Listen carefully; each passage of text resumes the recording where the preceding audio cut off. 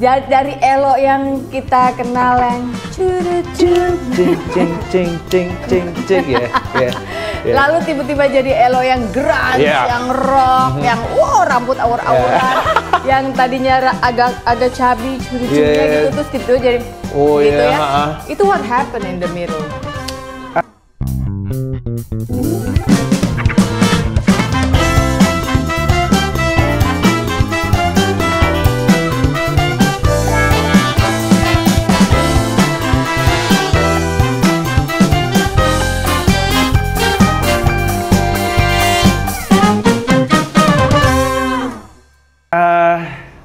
It started sebenarnya kayak gue ganti brand lah dari Elo ke Marcelo Tahitu. Sebenarnya itu by chance sebenarnya. Jadi kayak lu nggak merencanakan itu semua karena tiba-tiba gue ngerasa I have to live the dream gitu. Being a musician itu maksudnya lu freedom gitu. Lu mestinya tidak terkungkung dalam satu kotak. Kita ngomongnya genre. Lu bisa ngapain aja. Selagi lu bisa ya. Kalau lu nggak bisa ya jangan maksain. Tapi gue suka nih musik yang ini. And then ya udah, okay, let's do it. Gue merupakan itu merupakan satu hal yang bodoh menurut gue. Ganti brand. Karena big companies spend billions of dollars untuk brand consultant. Karena untuk build brand itu nggak gampang. Karena gue masih percaya people don't buy products, they buy brand. Iya, exactly. Benar sih. Benar nggak? Ya lu kayak kalau lu ngelihat ada bintang 3 gitu di mobil sama huruf H gitu. Oh lu tahu nih, ini yang mana? Lu tahu ada differentiate itunya. Jadi kayak gue masih pakai itu dan gue ngerubah Marcelo Tahitu dari Elo ke Marcelo Tahitu. Itu nggak smart sebenarnya. Tapi I like it. Nggak smart sebenarnya. Nggak smart, itu bodoh banget. Karena banyak orang yang nggak tahu. Even up until now, orang nggak tahu. Marcelo Tahitu tuh Elo ya. Oke.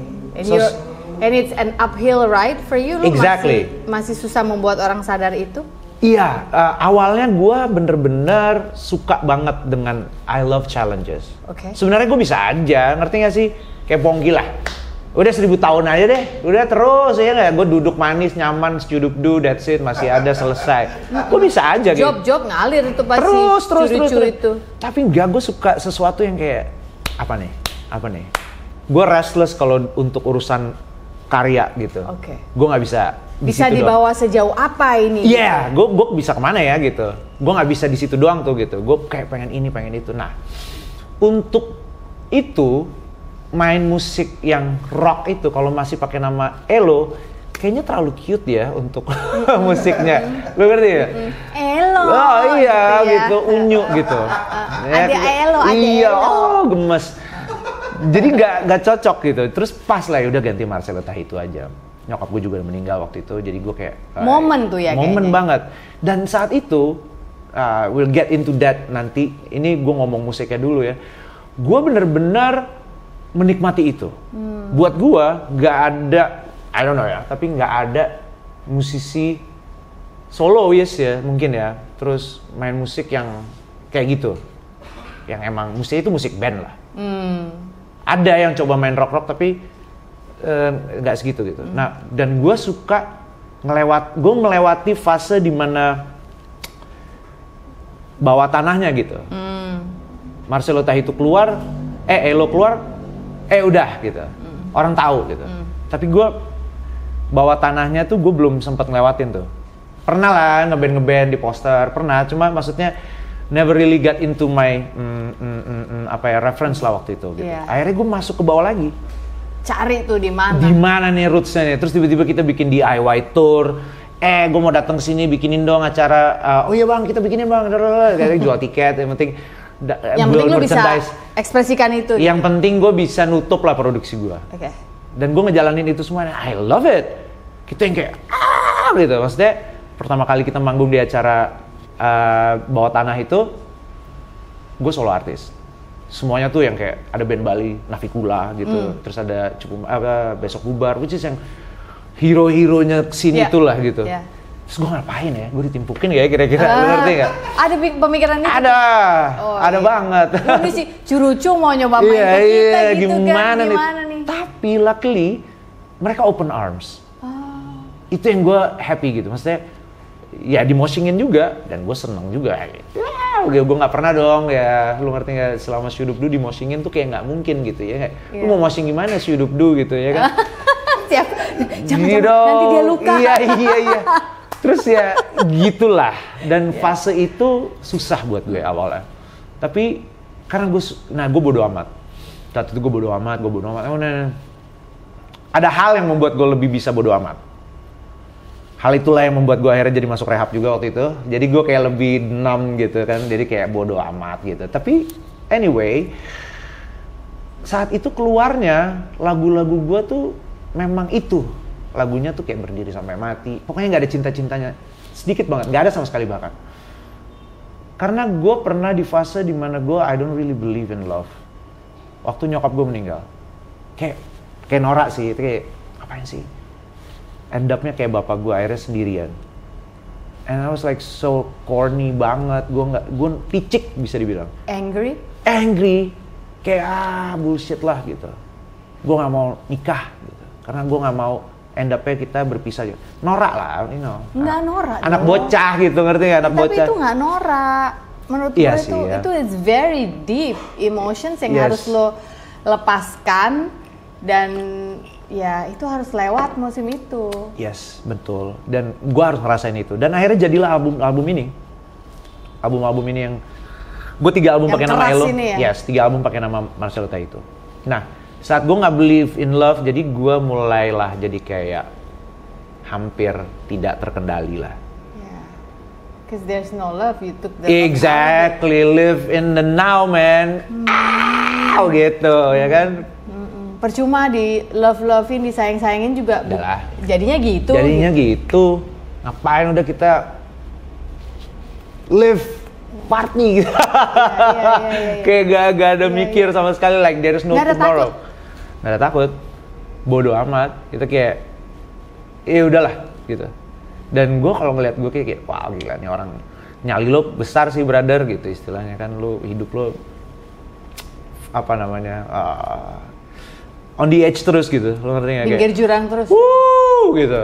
Dan end up-nya ya 2017 gue harus direhab, gue ketangkap dan gue harus direhab. Dan that is the turning point menurut gue.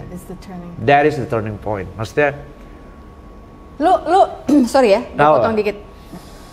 Ketika lo bebas, wild, hidup selalu di pinggir jurang, sebenarnya hati kecil lo, coba deh, lo jawabnya jangan pakai mikir ya, spontanitas aja. Hati kecil lo sebenarnya ada nggak rasa, gue pengen ketangkep, gue pengen benerin, bukan harus ketangkap sama yang berwajib ya, tapi apapun, catch me now because I'm going to fall, ada nggak? Gue nggak ada. Jadi menurut lo hidup lo bakal begitu terus, wah gitu terus, wild terus, party terus. Yes. So there wasn't a call out for help? Nggak ada. Wow. Gue bener-bener bodo amat. Ya itu yang membuat gue jadi kayak, ya itu nggak ada remnya gitu. Dan bener-bener buat gue selfish banget. Gue selfish banget. Gue nggak mikirin orang lain. Gue nggak mikirin diri gue sendiri bahkan. Gue gak mikirin apa yang gue udah terima, gue gak bersyukur. I'm like ungrateful. You're just angry? Yeah. Because your mom left you? The family? Gini. The family nggak sebenarnya. Tapi when you are under that substance gitu ya. Guys, maaf ya aku potong sejenak untuk sebuah informasi yang sangat berguna. Hati yang Gembira adalah obat, edisi Si Paling Overthinking adalah buku ketiga saya yang baru saja rilis 8 Maret kemarin. Betul, tahun 2024 ini saya menulis sebuah buku baru, mengajak para pembaca bercermin, terutama setelah kita melewati 3,5 tahun pandemi yang sungguh tidak mengenakan. Buku ini sudah bisa kamu peroleh di toko-toko buku kesayanganmu seperti Gramedia, Buku Akik Yogyakarta, lalu ada Zahra Books, Tapi kalau memang nggak sabar kepengen punya sekarang juga, silahkan dilihat list berikut ini. Ini adalah toko buku online di mana kamu bisa mendapatkannya.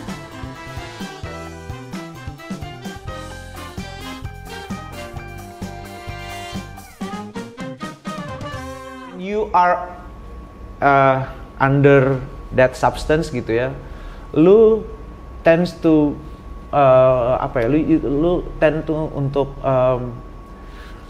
buat lu aja gitu, lu nggak mikirin orang lain gitu. Buat gue itu gue nyaman dan gue bisa nggak keluar rumah mungkin 6 bulan gitu. Kayak maksudnya gini, nggak sih, gue bisa nggak buka pintu depan tuh mungkin 5 hari kali gitu. Ngapain aja tuh di dalam? Gitu deh. Ada temennya tapi? Gak ada. Sendiri? Kadang nggak ada. Ya. Maksudnya gue bisa segitunya. Maksudnya gue bener-bener nggak mikirin dunia luar gitu. Jadi kayak album itu dan mungkin juga ini kayak semuanya berawal dari itu gitu. Karena gue out of love gitu kayaknya. Gue abis nih. Gue bener-bener nutup diri untuk love. Dan that is the first mistake yang pernah ada buat gue. Walaupun gue udah bandel sebelum ini udah lah ya, bandel ya. Tapi ada conscious gitu untuk jangan bandel lagi kali ya. Kira-kira gitu. Kalau waktu itu enggak, bodo amat. Hajar terus. Dan akhirnya gue itu lu nggak pikirin nih bakal endingnya kemana lo kalau lo begini terus? Ya paling ketangkep kan. Nah itu maksud gue, lo nggak ada.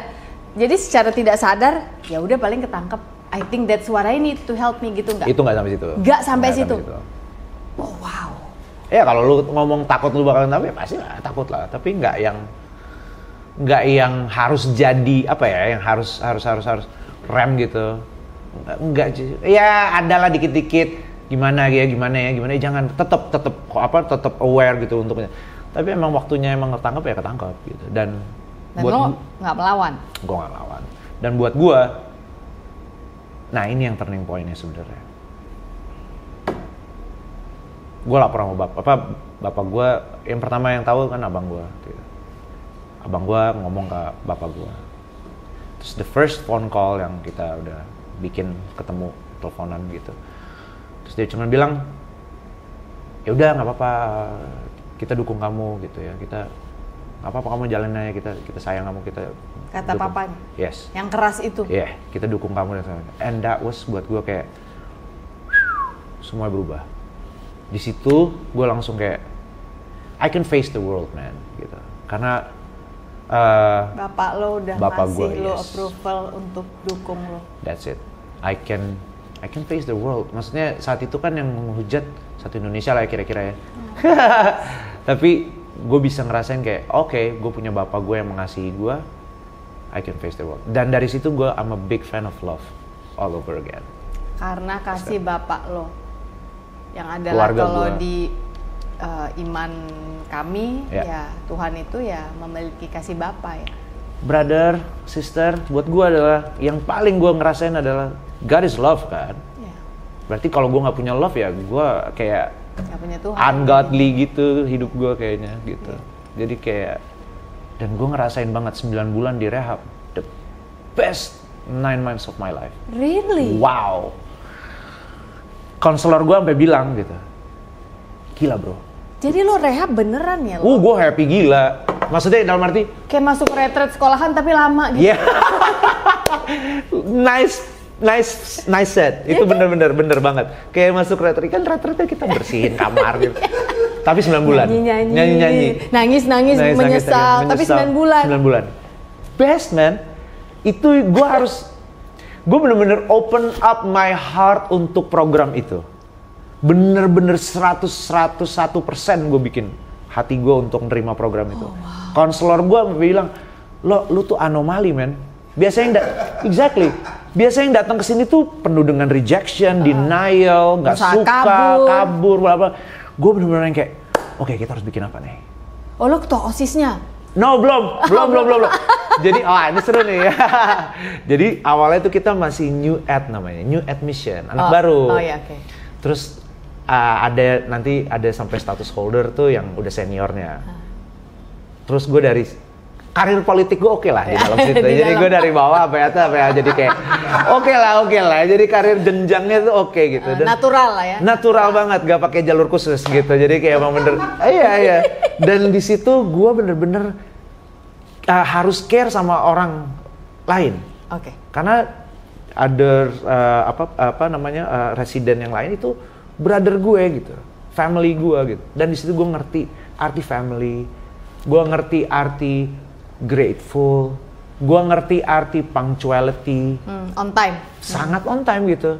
Gue ngerti disiplin, gue ngerti, man ini kayak makan gak boleh ngecap gitu. Oh ya? Man ini John Robert Powell versi rumah sakit bro, keren banget. Jadi di sekolah gawo itu naik kaki no. Dude, itu lu bisa dapat fumble. Apa tuh? Exactly. Nah, jadi gini, misalnya lu ngeliat kesalahan dari teman lu, misalnya lu makan ngecap nih. Oke, gue dah. Oke. Sorry sebentar, sis, boleh minta waktu ya sebentar. Tadi lu makannya ngecap ya, gitu kan? Oke. Kenapa? Gua ajak lu nih, bentar kita minta waktu ya. Lu tinggalin meja makan lo, kita ke depan status holder nih, ke mereka gitu, senior-senior yang udah pakai dasi gitu. Oh, pakai dasi? Jelas, udah bangga banget lu dapet dasi itu waktu itu ya kan. Terus kayak, terus lu ngomong apa gue, halo sis, apa kabar? Baik, oke, mau klarifikasi aja. Tadi bener lu makannya ngecap? Enggak, masa sih iya? Iya, misalnya gitu kan masih rebel nih ya? Masih rebel ya, gue minta saksi kalau lu nggak terima. Saksi lo sebelah lu misalnya, dia tadi makannya ngecap nggak? Iya ngecap, oke. Gini sis, mau ngasih tahu aja koneksinya. Kalau lu di luar sana, kalau lu makannya ngecap lagi meeting sama orang penting, nanti lu bisa dapet ya, I don't know, disrespect kali dari mereka, atau mungkin project lo nggak jadi cuman karena kesalahan kecil itu doang. Jadi, katakan gue rebel, terus kenapa emang? Ya itu aja sih, kalau lu nggak terima lu bisa nanti ngomong sama status holder, tapi kalau lu bisa terima, lu accept nggak kalau gua book lu dengan fumble makan nggak manner gitu. Terus lu bilang accept, oke, kita salaman, terus kita pelukan.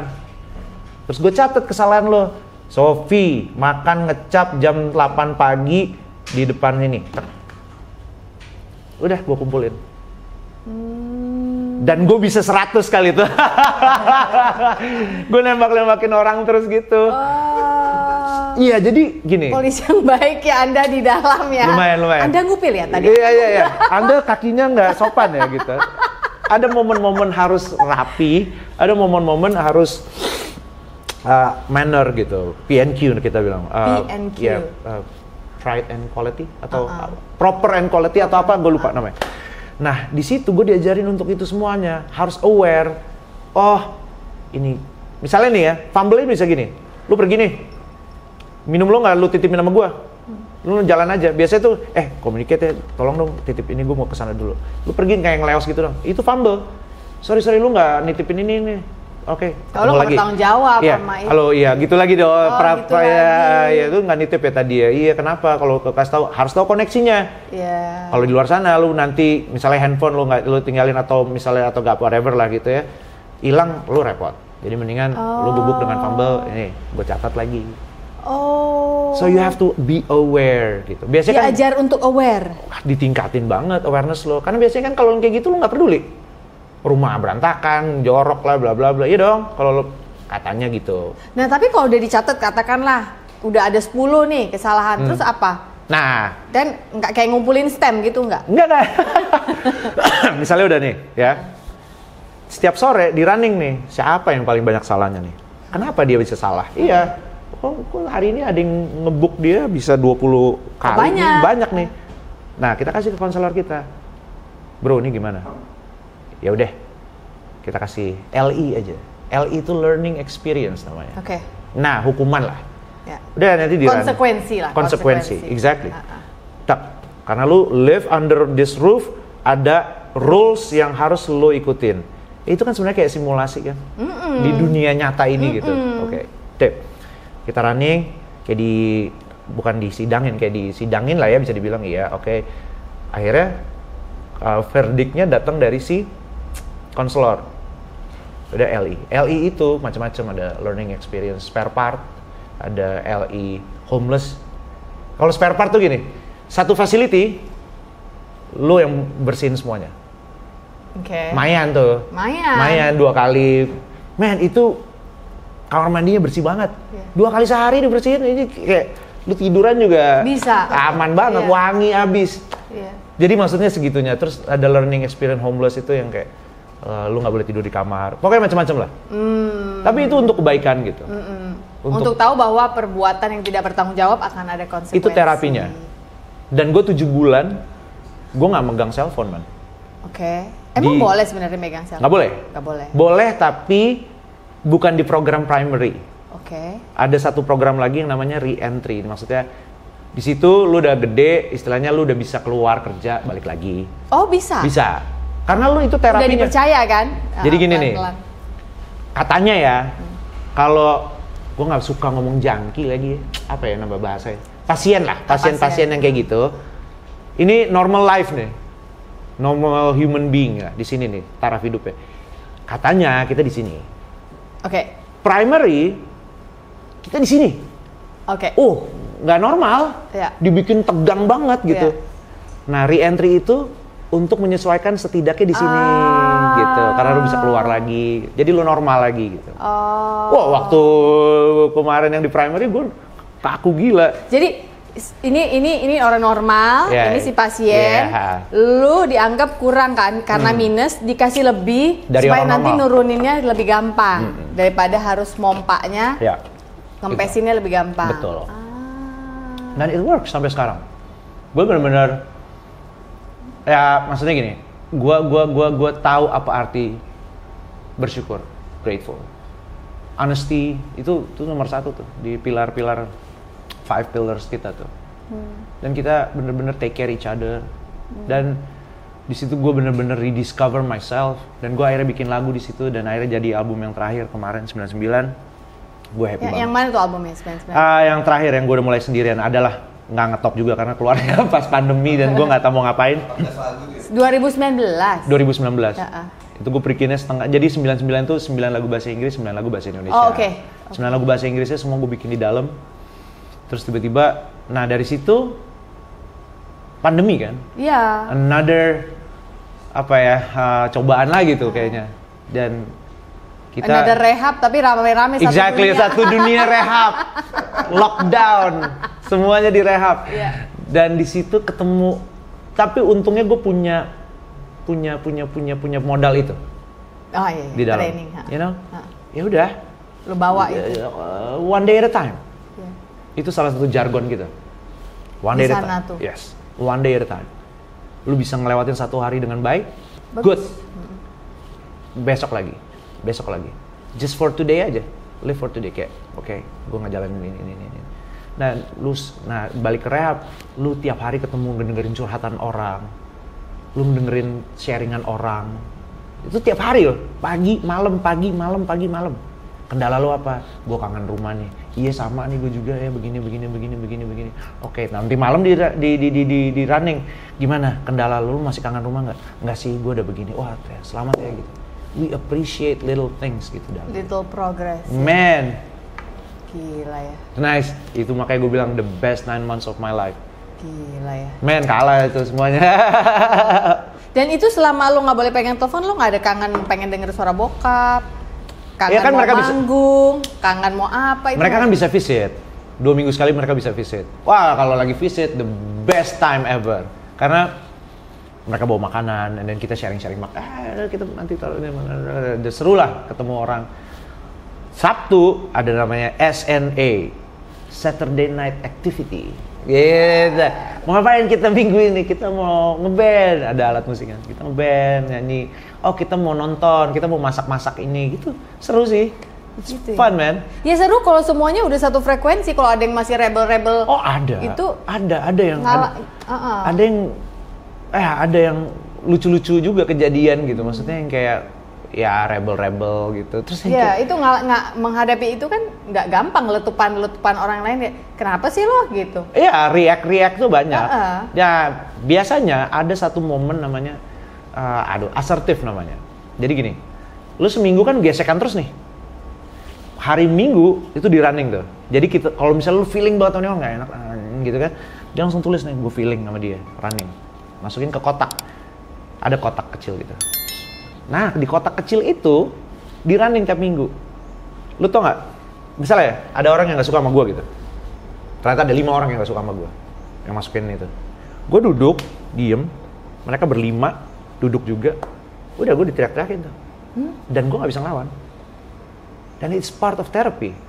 Untuk rilis lu punya emotion. Tapi gak boleh kasar ya ngomongnya. Jadi buat lo cari duit sama ketenaran itu dua hal yang berbeda. Dan lo jawab? Iya, beda. Jadi lo nggak ngejar harus manggung, harus dielu-elukan, dielo-elokan. Ayo dielo-elokan. That's the third. Maksudnya gue nggak mau kehilangan momen bersama keluarga gue. Dan gue bisa menikmati hidup gue. Lo ngerti gak sih? Ada orang yang emang segitunya banget. Maksudnya itu, wah kan lumayan nanti dapet duit kan. Iya sih, tapi maksudnya gue cukup aja oke kok gitu. Kayak gue kayak, oh my god, gue kalau misalnya ada manggung 11 hari nggak pulang gitu kayak. So kalau lu tanya gue, am I happy now ya? The happiest man.